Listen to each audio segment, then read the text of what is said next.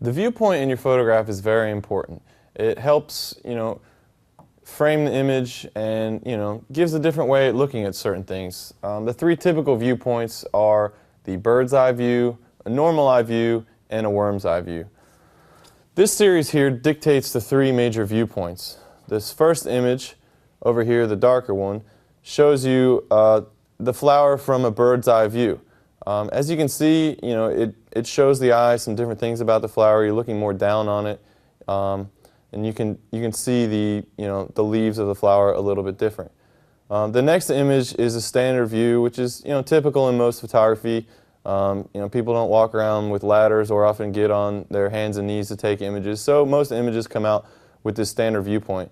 But it's good to know it so you know when to use it, and then you know to get away from it sometimes to make some different images. Now, the third image you see is what's called a worm's eye view, and this is looking from underneath an object. Again, this can be achieved from just getting down on the ground and looking up with your camera, but you'll also run into times where your objects and subjects are much higher than you, so you get the worm's eye view naturally. Example of this is in a cathedral in Rome. I wanted to photograph this statue, but I also wanted to show some of the architectural detail of the building. So I opened the camera lens up pretty wide, got down underneath the statue, and shot up to not only show the statue, but also show the architectural details in the building that surrounds it.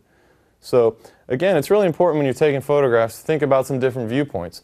There's the three typical, like I said, bird's eye view, normal view, and worm's eye view.